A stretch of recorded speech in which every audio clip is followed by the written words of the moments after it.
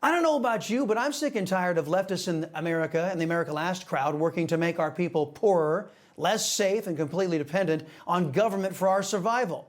What happened over the weekend was one of the most brazen attacks on the Constitution I've ever witnessed, and it ought not go unpunished. Americans are tired of the lawless left, and the polls back up today's preamble.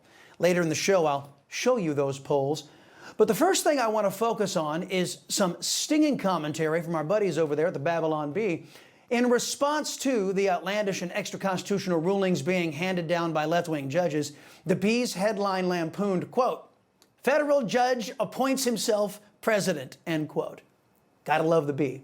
You know, it'd be laughable if that's not precisely what one judge has just done.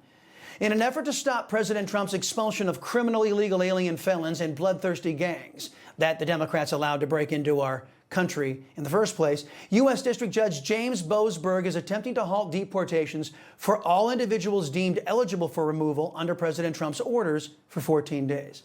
Left-wing groups Democracy Forward and the American Civil Liberties Union appealed to the court to stop the removal of those illegal aliens that the Trump administration deemed a threat to our people.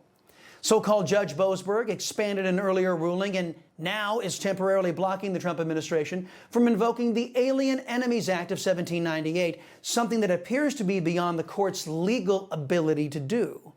It's an effort to stop the deportation of Venezuelan illegal aliens that the government had determined were part of the ruthless gang Tren de Aragua. As stated in my previous statement, in my judgment, the judge had no legal or constitutional authority to interfere in an executive branch power and authority granted to the executive branch under this law. The Alien Enemies Act of 1798 says the president may invoke the act in times of declared war or when a foreign government threatens or undertakes an invasion or predatory incursion against U.S. territory. As we have been victimized by at least 168 foreign governments unleashing their populations into the United States to the tune of over 15 million mostly unvetted illegal aliens, the president's actions appear to qualify under the invasion section of that law.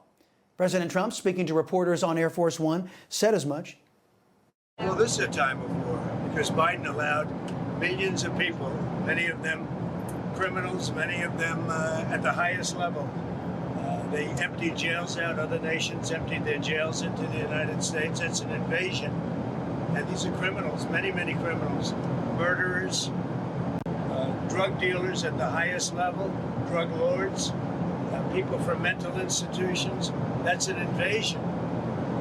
They invaded our country. So this isn't, in that sense, this is war.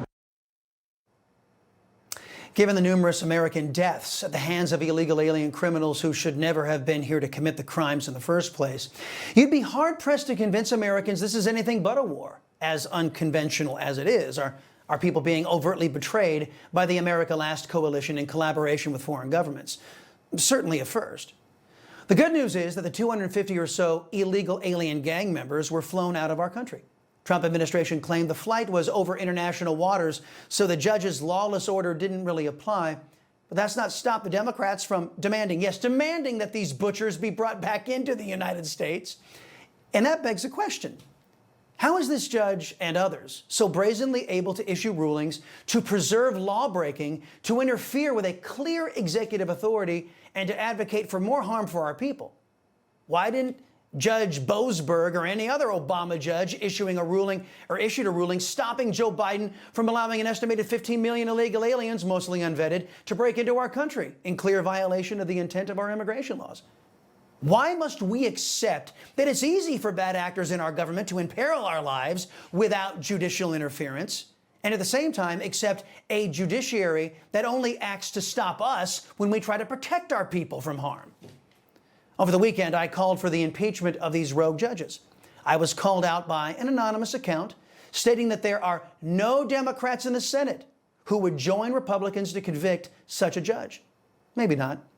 But an impeachment process aimed at just one judge would focus our nation on the problem of judicial tyranny. And it may provide a spark and a swift kick in the rear to the elected classes to start using their constitutional powers to finally check a rogue and increasingly anti-American judiciary. As for me, your liberty-loving Latino, if I were not such a devotee to the Constitution, I would advocate deporting these judges along with their beloved little gang members. But alas, I am devoted to the founding document. So, impeachment it is. You know, folks, I thank God for my wonderful wife, my kids, my country, the greatest nation ever.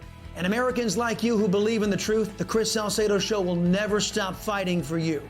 The Chris Salcedo Show, for the news you need to know.